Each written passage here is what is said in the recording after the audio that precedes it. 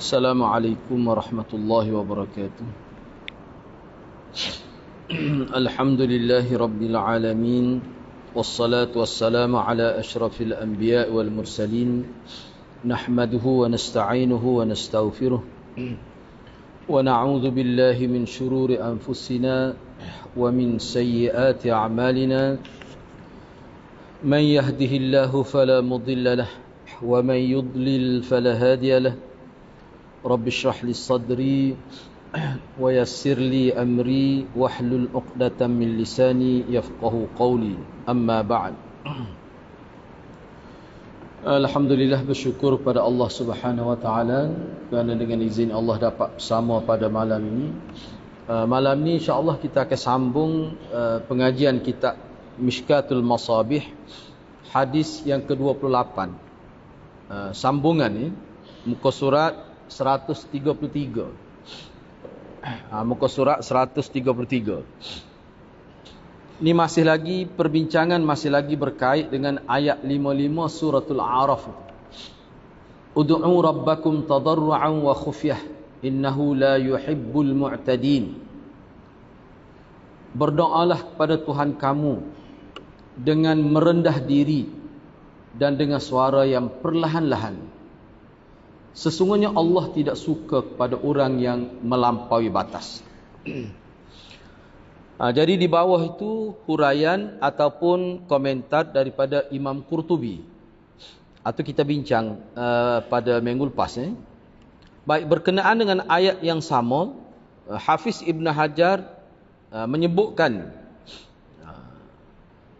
dalam bab tafsir dalam Sahih Bukhari. Dalam Sahih Bukhari, Kitabut Tafsir,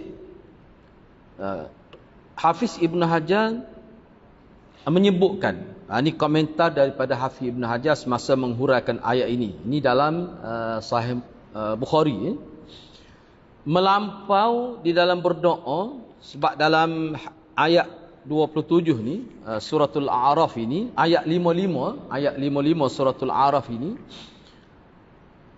Allah Subhanahu wa taala sebut di permulaannya dua perkara. Berdoa dalam keadaan tadarru' dan khufyah.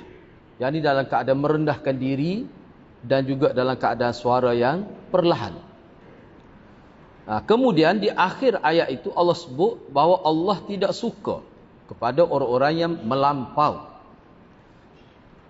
Jadi maknanya seseorang yang berdoa tidak dalam keadaan tadarru' dan tidak dalam keadaan khufyah, maknanya orang itu dikira minal mu'tadin, dari kalangan orang-orang yang melampaui batas.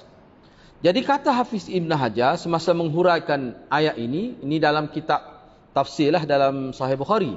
Dia kata melampau yang dimaksudkan dalam berdoa seperti mana disebut dalam ayat 55 suratul A'raf ni, maksudnya berlebih-lebihan mengangkat suara.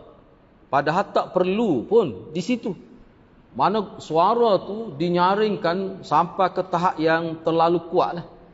Padahal tidaklah di situ tahap dia sampai tahap kita kata terlalu kuat itu.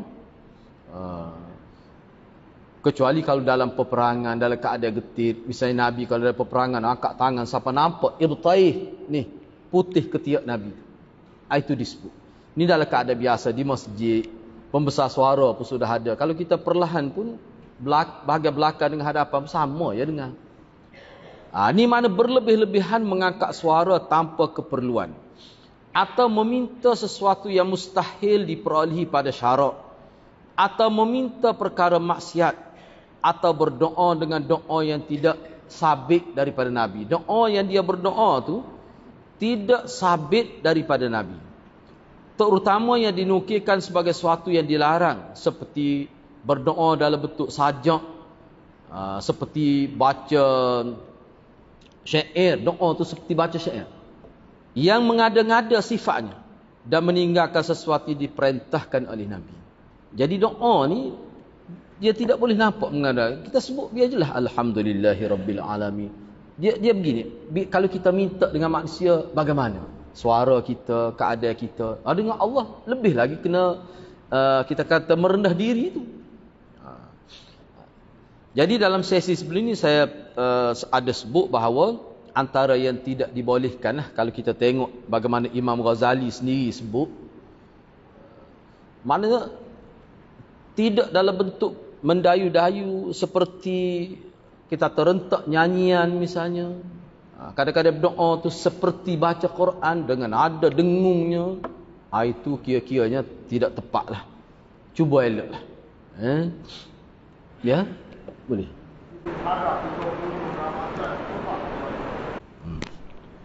27 minit dah.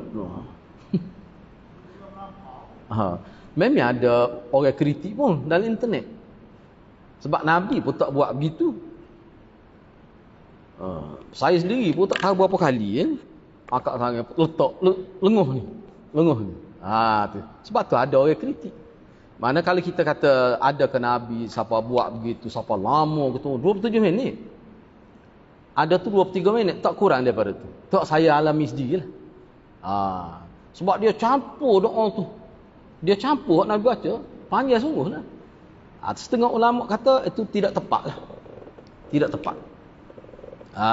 Tidak tepat begitu. Kalau kita kata baca kuat tu, itu satu hal. Sebab tu ada orang kritik tu. Tapi doa dia tu saya dengar tu maksud daripada Nabi.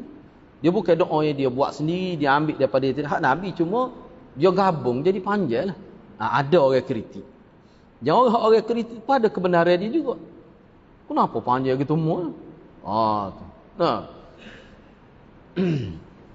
Jadi setengah-setengah orang tu suka begitu.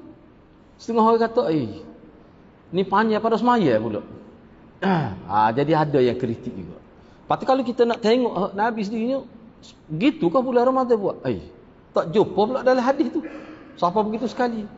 Ada Nabi doa panjang. Itu ada beberapa kali kita jumpa. Ketika sahabat dia kena aniaya, lepas tu dalam peperangan, itu pun tidaklah sepanjang itu. Jadi kuku mana pun kita kena tengok yang menjadi amalan Nabi, amalan sahabat lah. Jadi kalau kita rasa tak sesuai dengan sunnah, tak perlu kita ikut tu. Tak perlu. Gitu yalah. Tapi bacaan dia tu tidak dimaksud, itu tak ada sajak langsung, tidak ada sajak biasa tu. Ada sudut tu okey, tak ada masalah, cuma panjang tu lah. Moga dia orang Arab, dia berti tepat, berti tu kena molek. Kita ni dah lah setengah-setengah tu doa tu bukan daripada Nabi, berti pula tak kena. Wakah ibtidak tak kena. Jadi menyebabkan apa macam baca, tidak macam doa. Gitulah. Baik, antara kesimpulan daripada hadis ini ialah seorang hamba boleh menyembah Allah Azza wa seorang hamba boleh menyembah Allah Azza wa Jalla dan mengharapkan rahmat untuk memasuki syurga-Nya. Mana tidak dikira sebagai tidak ikhlas lah. Sembah Allah, sembahyang. Dia kalau kita nak ubah ni boleh. Kita sebut gini. Antara kesimpulan daripada ini ialah seseorang itu boleh melakukan ibadat. Melakukan ibadat kerana Allah, kerana mengharapkan rahmat dan syurga Allah. Tu. Dengan maksud nak masuk syurga lah.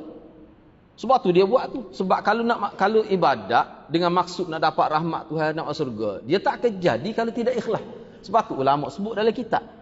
Maknanya seseorang itu mengharapkan pahala dan mengharapkan balasan syurga seperti mana yang Allah tawarkan, seperti mana yang Nabi tawarkan dalam hadis-hadis dia, buat amal lagi ni boleh syurga.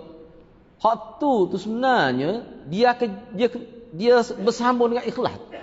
Nak masuk syurga lah ke mana, nak boleh rahmat ke mana kalau tidak ikhlas. Jadi situ setengah ulama kata tak payah sebut dah ikhlas. Sebab hak tu hak asas dah. Orang reti dah hak tu.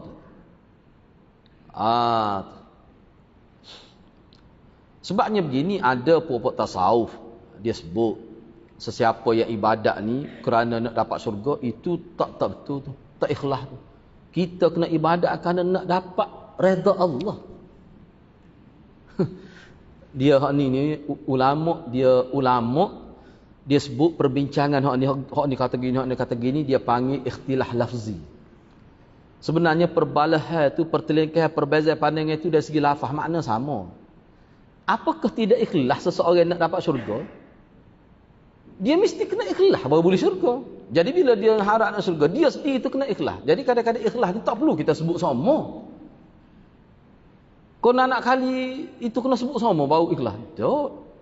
Tak kira ngaji puluh-puluh tahun duk sebut lagi hak tu dak, padahal hak tu asah dah sekali-sekala sudahlah. Moga ma'ruf dah. Lepas tu kalau kita buat dengan maksud nak harap nak mendapat tawaran daripada Allah itu tidak salah. Tak boleh harap ke mana, moga Allah yang tawar. Nabi yang tawar ke? Boleh, tak ada masalah. Jadi sebab tu ulama kata hak tu sebenarnya tidak tepatlah kalau kita kata gitu. Tidak tepat. Dia tak akan dapat syurga kalau tak dapat redha Allah. Tak akan masuk syurga. Allah tak redha. Sebab tu kalau kita bincang kan, dia bila kata Allah benci, sesiapa buat gini dapat maqtan indallah. Dapat kemurkaan Allah. Sesiapa buat gini Allah tidak akan redha pada dia. Itu isyarat seseorang itu tak akan dapat kebaikan di hari akhirat. Jauh sekali lah kita kata daripada nak bui syurga tu redha pun tidak. Sebab tu kata ulama kata orang panggil balas secara lafaz ya. Hak tu lah sebenarnya. Jadi kalau nak syurga kena ikhlas. Tak kena nak sebut sama gitu. Nabi hak buat kenyataan pun, okey siapa dia baca ni dia boleh masuk syurga. Man qala la ilaha illallah ataupun man akhiru kalami la ilaha dakhala al-jannah. Takkan Nabi kata sesiapa yang akhir kalam dia la ilaha dia masuk. Tapi kena ikhlas lah. Tak nak sebut sama begitu. Faham-faham lah. Muka hadis lain pun banyak. Dah sebut. Itu maksud dia. Boleh. Jadi kita kena minta. Sebab tu Nabi ajar kalau minta surga biar Firdaus. Jadi kalau Firdaus ni siapa yang menghuni Firdaus? Orang-orang lebih-lebih. Jadi kalau kita nak tu kena usaha biar dapat kelebihan seperti dia tu. Itu maksudnya. Sebab tu ulama mengatakan offer ataupun kita kata apa kita kata tawaran daripada Allah, daripada Nabi bila buat amal ini dapat begini. Itu semuanya adalah targhib. Motivasi untuk supaya seorang itu lebih giat lagi beribadat. Memang manusia ni hati dia gitu, kalau ada sesuatu yang orang panggil boleh memberi kesan kepada dia dari sudut pencapaian kerana nak target. Maknanya dengan ada tawaran itu maknanya akan ada target. Itu sebagai motivasi saja. Sebab tu saya sentiasa sebut. Kalau tawaran tu yang bukan Nabi sebut, kita tak percaya. Seroyak lah. Kalau buat gini-gini. Tapi Nabi tak sebut. Orang lain sebut. Kita tak akan percaya. Sebab Nabi ni bila dia sebut, itu min indillah. Itu daripada Allah. Jadi kita kena terima lah. Sebab itulah hadirat kita kena ikut Nabi. Kan baru ni timbul kan? Tak timbul. Ya Allah. Aku ni tak layak nak masuk syurga-Mu. Tapi nak masuk syurga tak erak. Nak masuk neraka tak erak. Berat dah tu. Lagu mana? Nabi ajar ke dah cara zikir gitu. Cara munajat gitu. Tak ada dalam hadis tu. Waktu adalah katanya. Ada sebut kata Imam Syafi'i yang sebut. Jadi kalau tanya saya. Lebih baik kita ambil dari Nabi. Munajat tu dah. Sayyidul istighfar tu misalnya. Lebih itu lagi. Tentu daripada Nabi. Boleh pahala pula sebut lafaz itu. Bertabaruk dengan lafaz tu. Allahumma a'inni ala zikrika wa syukrika wa husni ibadati. Kita minta supaya Allah tolong kita dalam kita nak berzikir, nak taat dan nak melakukan kebaikan. Kita minta Allah tolong permudahkan kita. Tu cara Nabi ajar. Mana setiap kali lepas mai baca Allahumma a'inni ala zikrika wa syukrika wa husni ibadati. Baca tu. Jadi hak duk khilaf-khilaf hak jadi ulama kata tak usah baca lah hak ni tak sesuai makna gini-gini. Tak usah baca. Sebab hak Nabi pun lebih pada cukup dah sebenarnya. Dia pelik tu satu perkara yang ganjil bagi saya tu. Hak Nabi begitu banyak tiba-tiba kita pergi ambil yang tidak daripada hak Nabi. Itu ganjil. Pelik tu. Saya rasa pelik tu. Ahli sunnah macam mana lagu tu?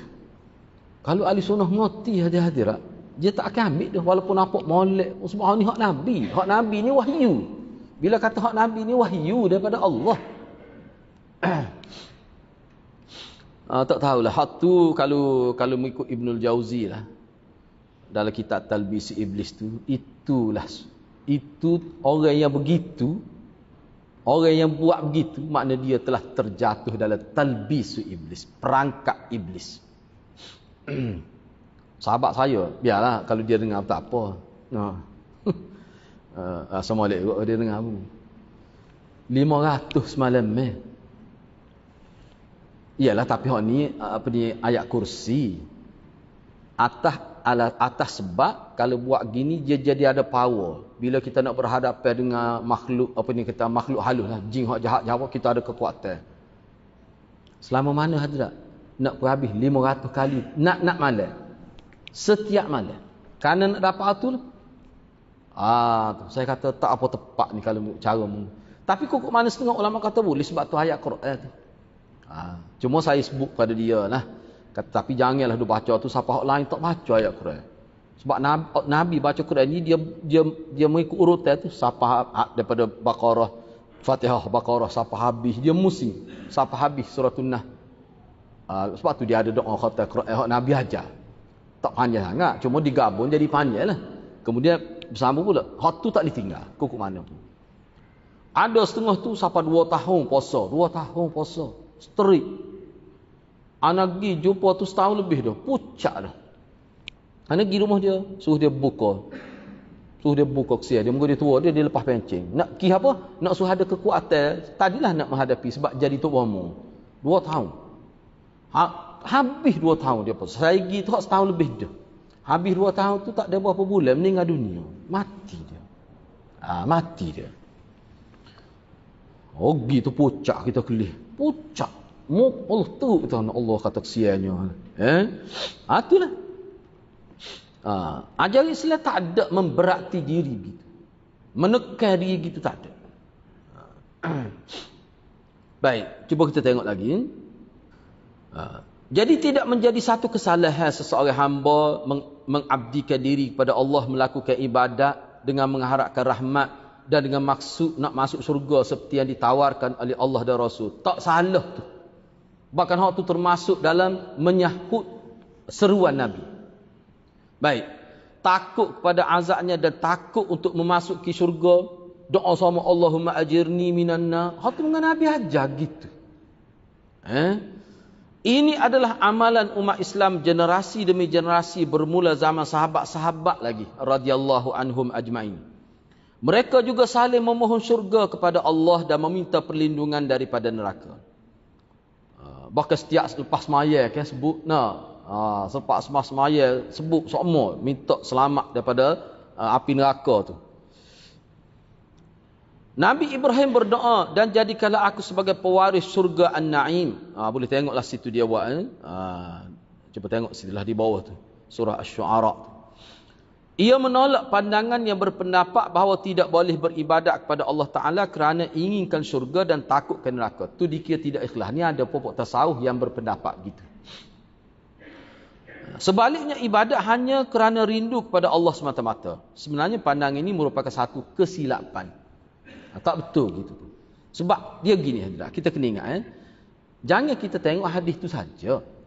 Jangan kita tengok dari sudut kita ni buat ibadat ni sebab apa? Sebab pahalanya begini-begini lebih. Boleh masuk surga. Bahkan dalam surga tu kita jadi orang kaya dalam surga. Sekali baca zikir ni Allah tanam sepokok-pokok la haula wala. Sekali baca tu sepokok pokok ditanam dalam surga misalnya. Bukan sekali. Maknanya hak tu ulama kata bila tanam dalam surga maknanya maksudnya kita masuk surga lah. Cuma kelebihannya bukan sekadar masuk surga, jadi orang kaya ada estate duduk dalam surga. Gak manusia ni mengikut ulama berdasar pada hadis-hadis, salah satu nikmat besar dalam surga, hak masuk surga dah, salah satu nikmat besar dia memiliki harta. Memiliki harta tu termasuk satu kebanggaan dalam surga. Sebab tu dia ada kan, hadis buat gini dapat mahliga dalam surga, ada estate, ada kebun, gini. Pada surga, sebut surga cukup dah, kata sebut jadi kaya dalam surga, tak perlu dah kaya buat gede lagi, nak beli nak apa-apa telitah saja sapah lalu. Dak nak ayatnya memiliki itu daripada dunia sampai akhirat dia menjadi nikmat pada manusia. Tu. Anak estate duduk rumah sewa kita ni dak. Anak estate kita tu dak. Tiba-tiba dalam surga tu ada estate. Ada kebun buah-buah yang ni luah mata mandang. Padahal tak makan lah mana pun. Kita kata tak, nikmat semua cukup. Tak. Nikmat tu, memiliki tu adalah nikmat. Milkiyatul mal tu merupakan satu nikmat yang besar. Ramai mana manusia nak harta dari dunia, tak boleh. Bila anak bekerja, baru anak boleh beli rumah. Tu pun duduk setahun 2 tahun meninggal dunia. Padahal hijau daripada muda lagi tak boleh. Mana manusia gitu. Setengah tu siapa mati nak milik kereta sebuah pun tak boleh. Tu kehidupan manusia gitu. Tapi dia ni orang baik. Jadi benda-benda gitu dia akan dapat. Itulah maksud surganya.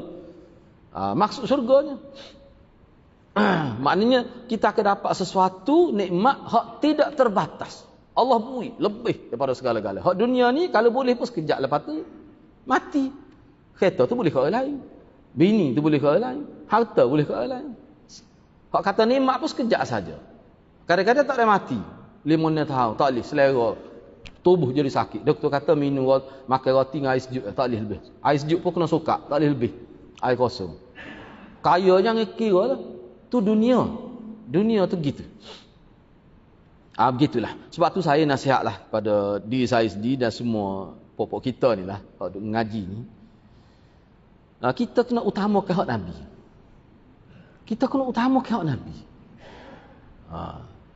Baik, kalau saya tanya, kalau ada orang boleh kata, "Dak, ya dia ambil orang lain tu mana tak cukup ajar hak Nabi." Cuba ya. Cuba ya. Nak pergi masuk bilik air pun Nabi ajar. Sohak lain. Tak cukup. Dah masa masuk bilik nak bersama bini baca ke dak doanya. Udah tak nak baca doa. Hak tu tak amal-amal. Nak ambil orang lain. Mengaruk. Nyati tipu syaitan mesti ligat. Baik, kita pergi kepada hadis ke-29.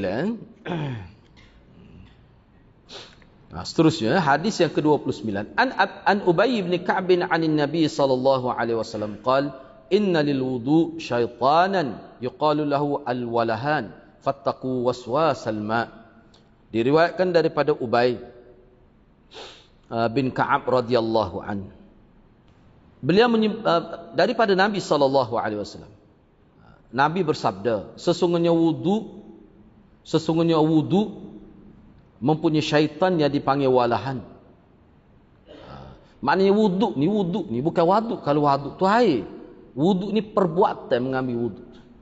Ketika dia tengah ambil wudu tu, dia ada syaitan khusus yang nak ganggu kita. Nama dia al-walahan. Nama dia walahan. Oleh itu berhati-hatilah terhadap was-was yang berkait dengan air. Jadi antara kita kata was-was yang boleh merosakkan kualiti wudu ialah membazir air. Tu maksud dianya. Tu. Ambil air lebih. Siapa nak sapu kepala pun ambil air tu supaya nak mandi kita tu, supaya nak basuh. Itu antara hak bazir tu. Syaitan naklah tu. Nampak ambil wudu tetapi tak serupa dengan kaifiat Nabi. Tak apa dah, syaitan okey dah dia tu. Nak buat pun buatlah tapi biar tak boleh pahala. Kalau boleh pahala pun biar sikit, nipis pokok duit bawah pahala tu. Gitulah nak hari cara ambil wudu. Lepas tu nak boleh pahala menghapus dosa. Mana lagu tu? Sebab wudu pun tidak ada sifat wudu Nabi. Syaitan ada situ. Dia tak kata kita tak payah ambil wudu lah, tak payah ambil wudu hari ni. Pakai maya gitu. Tahu, wak gitu bapak kita syaitan pun jadi juga. Kalau dia kata gitu, kita ambil wudu juga. Semua kita tahu dah. Tak sah semaya. Ambil wudu tapi buat gini. Lepas tu dia panggil, dia ajah dia sore lagi duduk tepi. Dia ambil wudu dia duduk kecek duduk buah. Malam ni bola ni sedap ni. Duduk tengah ambil wudu tu. Duduk buah pula situ tu. Korang pula banyak karut. Ni nak ayatnya kena berhati-hati. Cuba bayangkan kalau dia berjaya ganggu kita masa ambil wudu lagi. Masa semaya pun gitulah juga. Lebih mudah lagi. Tapi kalau kita jaga masa ambil wudu, kita jaga dah. Makna ambil wudu sudah menjadi benteng dah daripada gangguan dia. Kita masuk semaya tu dalam keadaan cukup bergaya tu. Sebenarnya hak tu ya dikehendaki di sini sebab tu Nabi sebut tu. Cuba tengok di sini nota 221. Setara mana tu kedudukan hadis ni tu? Sunan At-Tirmizi bab hadis yang datang berkenaan larangan membazir ketika wudu. Imam Tirmizi letak di bawah bazir air masa ambil wudu. Dia letak hadis ni. Musnad Ahmad dia letak dalam Musnad Ahmad, Imam Ahmad letak bab hadis Utay bin Damrah As-Sa'di daripada Ubay bin Ka'ab. Imam Tirmizi setelah mengemukakan hadis ni, dia kata hadis Ubay bin Ka'ab adalah hadis gharib. Hadis gharib. Dia gharib ini kalau Imam Tirmizi ni dia lain sikit. Gharib ni dalam bahasa makna ganjil lah. Sebab kadang-kadang dia boleh jadi dhaif, dia boleh makna hasan. Dia tak serupa tu. Kalau nak tahu mudah dari telefon boleh cek apa makna gharib mengikut definisi Imam Tirmizi, dia ada buat. Tengok situ lah. Jangan kita terjemah aku bahasa sebab ni istilah ni. Sanadnya tidak kuat. Maknanya dhaif lah ni, gharib dengan makna dhaif. Sanadnya tidak kuat di sisi ahlul hadis. Kerana kami tidak mengetahui seorang pun yang mengemukakannya secara bersanad selain daripada Kharijah. Tapi Kharijah ni tidak kuat di sisi tokoh-tokoh kita. Syekh Al-Arna'u juga menghukum hadis sangat dhaif. Dhaif jiddan. Maknanya gharib di situ makna dhaif jiddan. Dalam tahqiq Musnad Ahmad gitu juga. Maknanya paling tidak dhaif. Kalau tidak dhaif jiddan tu mengikut tahqiq dalam Musnad Ahmad. Maknanya hadis ni dhaif. Baik, tak apalah. Dari segi sanad dia tu, Cuba kita tengok di sini. Walahan dari segi bahasa bermaksud kebingungan atau hilang pertimbangan kerana kesedihan. Cuma kena ingat kalau kita tengok dalam syarah-syarah hadis, inilah selain pada kitab ni lah. Mana ulama terima secara umum maksud dia ni. Makna ketika ambil wuduk ni memang ada gangguan syaitan. Kalau kita tidak terima ni dengan makna walahan pun dia ada. Sebab tu Ibnu Jauzi sebut masa ambil wuduk, dia ganggu dah bentuk begini. Sebab tu Ibnu Mas'ud kata perkara yang paling penting kita perlu jaga semasa ambil wuduk adalah kadar air yang kita guna. Kita bincang dah dulu sunnah Nasa'i ni. Kadar air tu kena ambil kira. Padahalnya kalau kita faham molek dengan guna paip tu sebenarnya lebih mudah. Nak jimat air lebih mudah dengan guna paip tu. Sebab kita boleh pulah ke dia punya pala paip tu kita kata, itu tak? Dia tubik tu dengan kadar yang minimal. Sebabnya dalam mazhab Syafi'i pun sebut dhabit dia. Orang panggil basuh ni sekadar air titik. Bila kita guna air titik cukup dah untuk makna basuh. Tapi kalau untuk sapu air tak titik, betapa dia nak lekat di tangan. Maknanya sekadar air pun kita buat gitu kan? Reti Nabi buat gitu. Lepas tu baru kita sapu. Tu ya sebenarnya kegunaan air. Ni siapa buka air pun nak mandi kubah nak kita kata tak. Buka luah tu tak. Tak lihat tak. Hatulah. Hatu maksud jadi bazir tu. Tak boleh gitu, kena jaga. Mari pula syaitan pula mari ganggu. Tak apa, bazir sikit pun duit masjid telipuk ni kaya dia tu. Belana kau nak buah air banyak tu pelik apa. Dia mari pula kita pun tak jalan juga. Nak bukan air kita pun. Jadi benda-benda gitu kena ambil perhatian. Kalau tidak jadi wuduk kita tu jadi tidak berkualiti. Silap-silap hari bulan tak jadi mukaffirati dzunub, penghapus dosa, tak jadi. Dinamakan dengan walahan kerana ia menjurumuskan manusia ke dalam kebingungan dalam wuduk dan bersuci. Ingat saya sebut minggu lepas was-was siapa bila masuk bilik air kalau pergi ihram siapa anak dia kena pegang kain ihram hak lain. Tu dahsyat tu. Tu dahsyat faruk tu. Berat benar kena siapa tahap tu.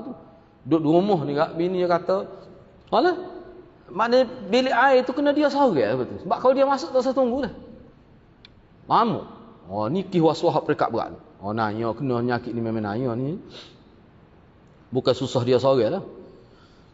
Akibatnya kalau tak jaga timbul was-was tidak yakin dalam satu-satu perbuatan semasa wuduk tu, akibatnya akan timbul was-was, syak dan keliru sehingga seseorang itu tidak mengetahui apakah air telah rata pada anggota atau tidak. Padahal bukan kata tak rata.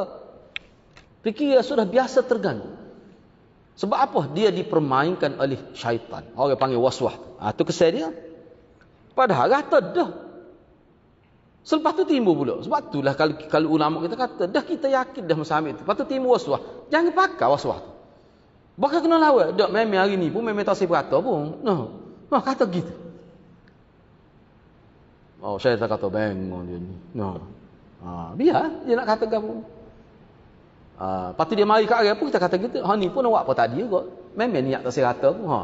Lepas tu kena 2-3 kali lagu tu syaitan klik bodoh gitu payah dah tu lebar ni puak Wahabi ni tu payah. Syaitan kata gitu. Sebab hak jenis suka tuduh orang Wahabi ni puak syaitan ni lah sebenarnya. Gitu lah tak. Tu sebut terai sikit tu tak. Tak apalah, syaitan sungguh pun. Baik. Jadi syaitan ni lagu tu ada tak? Baik jadi malaikat lah. Berapa apa? Aki timbul berapa kali dah ambil wuduk? Tak ada rasa tak kena. Ada rasa berasa.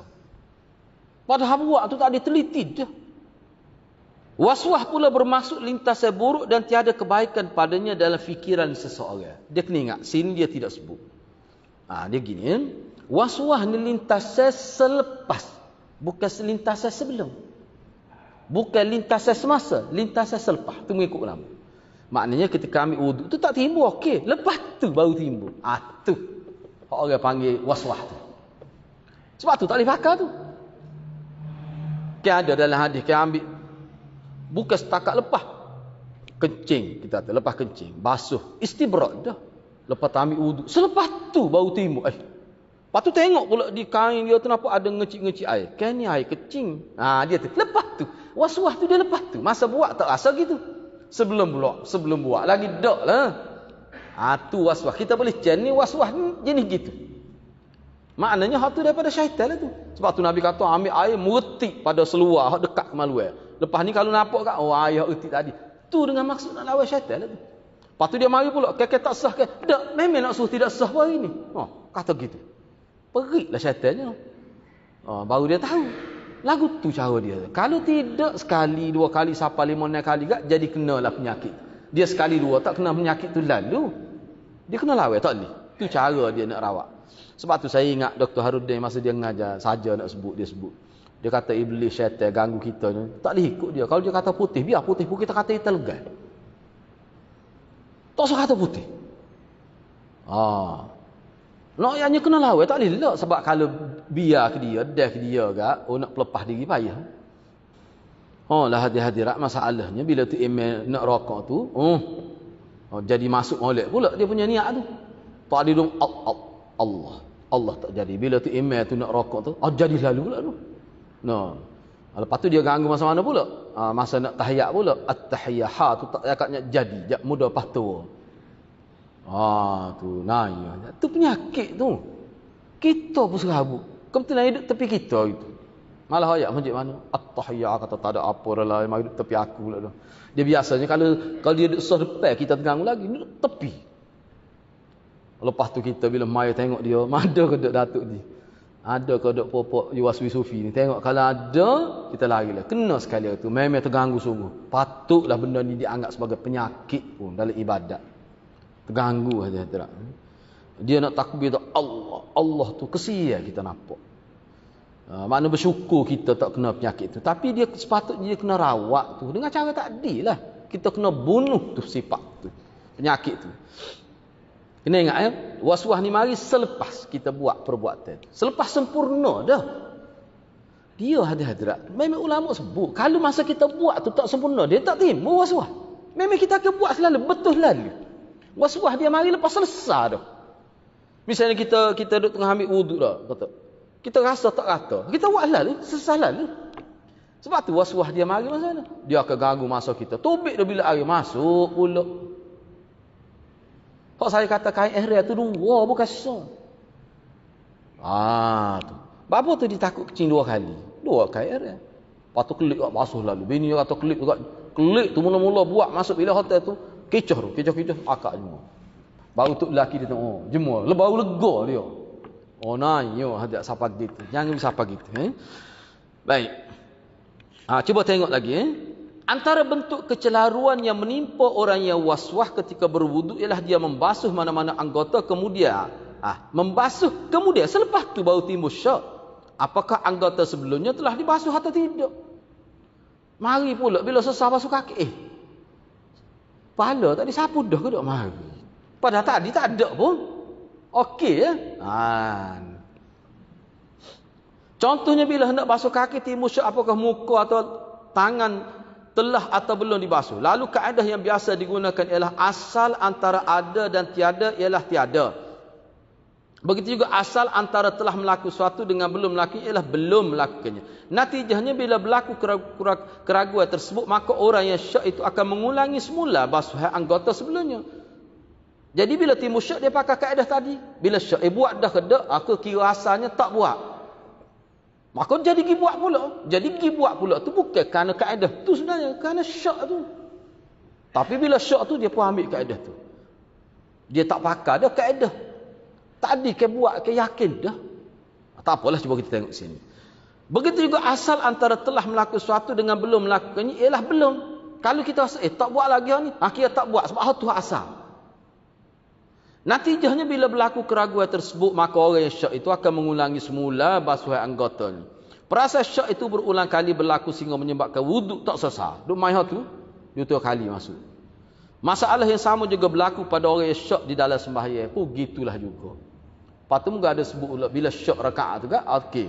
Mana kena tambah lah. Kena tambah. Hak yakin misalnya 3 ke 2, tentu dah 2 tentu dah syaknya 3. Itu cara kaedah buat pula. Padahalnya bukan syak sebenarnya, waswah. Tu kan. Sebab itulah ulama dia nak sesar masa dia ada pula kaedah lain, dia apa kalau yakin sebab syak waswah ni dia tidak yakin. Sebelum tu kita yakin ke tidak? Kena tentu. Kalau yakin tak suruh marilah waswah tak mana. Kita tak akal. Pakai kaedah tu lebih selamat. Yalah kita duduk asrama dia tak. Ada lagu kita jenis gitu jak muda lagi. Kata beratmu ni kau tak rawak ni. Dia maya kita duduk kata ana ni maya asada. Kata dok tadi jingmu maya. Maya ngaku tadi jingmu mudak maya lagi. Kadang-kadang kita wak nganyi ke dia. Kamu ni ada atu raya, ada tepi sama tu maya mudak maya lagi maya. Lepas ni wayak kata raya biar dia maya mu dan maya awal. Siapa gitu? Dia maya cak kali mana dia tanya. Kata berat dia ni. Ada je penyakit tu. Muda lagi tu. Adalah beberapa orang kena jenis gitu.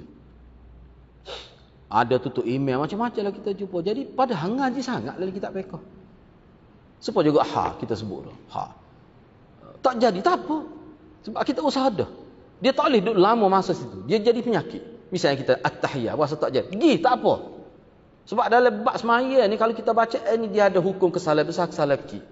Jangan layak. Kalau nak betul luah maya, orang tak betul dalam tu. Kalau tidak ada tidak. Jadi syak. Jadi ragu. Akhir sekali siapa kata jadi waswah pula. Tu. Baik, cuba tengok di sini Qasim bin Muhammad baca sendiri dah bawah tu Bawah tu dia ada kaedah tu. Kau tak payah boleh tanya. Ada kaedah tadilah. Itu qawaid fiqh. Baik, Qasim bin Muhammad cucu pada Abu Bakar radhiyallahu anhu. Sebab Muhammad ni anak Sayyidina Bakar ni ada nama Muhammad. Anak Muhammad tu lah nama Qasim. Dia pernah ditanya tentang masalah sedemikian dalam satu riwayat berbunyi gini. An Malik annahu balaghahu anna rajulan sa'ala Al-Qasim bin Muhammad faqala inni ahimu fi salati fayakthuru dhalika alayya. Faqala Al-Qasim bin Muhammad imdi fi salatik fa innahu lan yadhhab anka hatta tansarifa wa anta taqul ma atmamtu salati. Perhati molek ni. Ni cucu Sayyidina Bakar. Ajar kita ni. Daripada Malik bahawasanya sampai kepadanya bahawa ada seorang bertanya kepada Qasim bin Muhammad. Qasim bin Muhammad ni cuba tengok bawah tu dia ni salah seorang dia panggil faqih Sab'ah Madinah. Faqih Sab'ah, 7 orang ahli fiqh di Madinah. Ni cucu Sayyidina Bakar. Apa dia kata? Ada orang tanya dia. Sesungguhnya timbul kekeliruan kepadaku di dalam sembahyang. Ni ada orang cerita masalah kepada dia. Lalu ia menyebabkan aku memanjangkan sembahyangku. Jadi dia pun jadi panjang sembahyang dia. Boleh jadi tak tengok tak di kita ni 3 baru sembahyang pula. Jadi lama sembahyang tak tahulah berapa rakaat. Lepas tu duk main betul tajwid dalam sembahyang, betul makhraj. Jadi panjang gitu. Itu masalah seorang lelaki. Apa jawab Qasim? Qasim kata, teruskan sembahyangmu kerana ia sama sekali tidak akan hilang perasaan syak, perasaan waswah tidak akan hilang darimu sehingga engkau selesai salat dengan berkata, aku belum menyempurnakan. Akhir sekali pakai sudah begitu dalam keadaan tak puas hati, tak jadi apa dah semaya tadi. Biarlah wis halal pun sebab lama dah ada bahasa tapi semaya tadi tak jadi apa dah. Siapa gitu? Dia siapa gitu? Akan jadi gitulah. Sebab tu kita kena yakin kita buat tu kira betul. Kalau ada tak betul pun kita betul mula. Misalnya dia akan mari tu misalnya tadi tak betul hak biar. Atau kita betul semula. Ambillah peluang lagi betul kita tanya tok guru atau betul doa tu. Tu baru kita nampak. Syaitan nak ganggu kita lah tu. Syaitan nak ganggu kita. Hak saya kata ustaz tadi hak waswah tu. Dia ngaji tinggi kemarin, dia baca Quran ni sedap baca Quran. Tapi nak betul tahiyat tu jadi pelik lah maya. Bukan tak betul waswah lah tu. Dia ni baca Quran dah. Allah, kita tahulah. Kita kenal lama. Ni gangguan ni orang panggil waswas ni. Hak saya sebut tadi ni bukan kecek nak goradak, memang dalam kita ada sebut. Biarlah hari ni memang nak suruh tak jadi pun maya. Nak lawan syaitan tu lah. Padahal kita yakin dah maya kita jadi. Duk lagu tu kita maya sama pun. Tapi tak sebi dia ganggu ni. Paling tidak target dia kita jadi tidak boleh fokus kepada Allah Subhanahu taala. Tak apa dah syaitan tu target dia. Baik. Penanya bertanya tentang kekeliruan yang dialami olehnya disebabkan oleh waswasah syaitan. Waswasah ni dia masdar daripada waswasa yuwaswisu waswasatan. Waswasah tu. Lama kita kata ni bukan dia pula waswasah ni. Tadi sekat waswah je. Ni waswasah ni pula dah. No. Lama kita kata waswasah takut berat pada waswas dak. Bagi tula ya tu cuma dia ambil kata terbitan daripada waswasa yuwaswisu waswasatan. Tu. Disebabkan oleh waswasah syaitan. Yakni waswasah syaitan di sini kalau kita nak terjemah maksudnya perasaan perasaan tidak tepat, perasaan tidak betul semasa selepas kita buat. Syaitan yang menimbulkan perasaan itu selepas kita buat. Kekeliruan atau waswasah yang berlaku kepada penanya tersebut menyebabkan dia sentiasa memperbanyak rakaat. Jadi tambah rakaat, jadi panjanglah semayanya. Duduk rakaat keempat, berasa 3 baru pula dah. Tambah pula. Bila tambah tu, kau tadi 3 kau 2. Kau turun. Lepas tu dia pun berasa panjang semaya. Akhir sekali pergi salah dengan begitu. Lepas tu duk mari mikir tak ada apa dalam semaya tadi tak jadi barang dah. Tu. Cuba bayangkan lepas semaya Zuhur mayasa gitu pula kena penyakit. Memang orang ni syaitan sudah kontrol dia. Namun begitu dia tetap merasa kesembahyang dia tak sempurna walaupun lebih daripada 4 rakaat semaya pun. Bila menghampiri rakaat terakhir dia sering merasakan masih kurang rakaat sehingga terpaksa menganggap ia adalah rakaat sebelumnya. Duk mai 3 semaya. Duk mai 3 semacam. Duk mai 3 semacam. Sehingga terpaksa menganggap ia adalah rakaat sebelumnya. Ini menyebabkan dia sentiasa menambah rakaat sehingga tidak dapat memastikan bilang rakaat yang telah dilakukannya. Jadi timbul hak ni lah. Timbul hak ni. Jadi bahaya ni. Akhirnya dia merasa tidak dapat lagi menerima bisikan tersebut dengan menyudahkan sembahyang. Akhir sekali dia pun jadi serabut perut dah. Lagu ni bila nak selesai sembahyang dah. Akhir pada dia wisalah dengan begitu. Tapi kat lepas sembahyang tu kat dia rasa tak tahulah lagu mana tadi tu. Jadi timbul sampai begitu. Na'udzubillah min zalik lah. Jadi bahaya ni. Bahaya ni. Riwayat ini merupakan salah satu usul yang penting untuk menolak waswasah yang ditimbulkan oleh syaitan dalam ketaatan, iaitu dengan tidak menghiraukannya sama sekali. Jadi kalau timbul ni tak sah cara, teruskan juga. Dia kata tak sah pun kita tak sah cara, teruskan juga. Kalau kita berjaya di situ, untuk kali kedua kita selamat, insya-Allah. Ini kaedah ni. Jangan dilayan. Kesimpulan yang boleh diambil dari asar ini ialah orang yang selalu lupa dalam sembahyangnya ditambah bisikan syaitan bahawa sembahyangnya belum sempurna, tetapi jika ia berat sangka bahawa sembahyang telah sempurna, hendaklah berpegang kepada sangka ia lebih berat. Atau bab lain akan berlaku. Ini kaedah juga. Misalnya kita sembahyang, memang kita tak ingat, kita syok ni 3 ke 4. Tapi tu tidak berlaku sama gitu sekali-sekala. Itu lain, itu cerita lain. Hak itulah kita kena pakai, kena ambil hak mana hak kita yakin. Hak mana sebenarnya? Jadi antara 3 dengan 2 tu, hak mana sebenarnya syak? Syaknya 3. Hak 2 tu tak syak. Hak 2 tu tak syak. Kalau syak 2 maknanya serkat baru kita buat. Boleh faham tak maksud dia? Jadi kalau syak antara 2 ke 3, kena kira 2. Tapi kalau nak kali semaya berlaku gitu, tu tak boleh tu. Tak boleh kalau gitu. Kalau nak kali semaya timbul sama hak tu, tak boleh. Tak boleh pakai dah. Kalau timbul syak teruskan juga. Tambah sah lagi dia cukup 4. Tak usah cara 3 2 pun. Kena lagu tu. Cumanya hadiah misalnya Ibnu Qudamah Al-Maqdisi dalam kitab Minhajul Qasidin, dia kata kalau timbul acak kali begini maknanya kita bermasalah sebelum salat. Kena cek amalan kita sebelum salat. Lagu mana sebelum salat takut banyak buat dosa. kena cek pula tu. Tu bagus. Tu kitab tu. Ya. Jadi insya-Allah kita akan sambung seterusnya lah. Kita akan sambung bertepatan dengan kata-kata qaus. Kita sambung untuk sesi akan datang insya-Allah. Jadi saya berhenti setakat itu dulu. Mudah-mudahan Allah berkati kita semua. Aku qauli hadza wa astaghfirullahal azim li wa lakum. Assalamualaikum warahmatullahi wabarakatuh.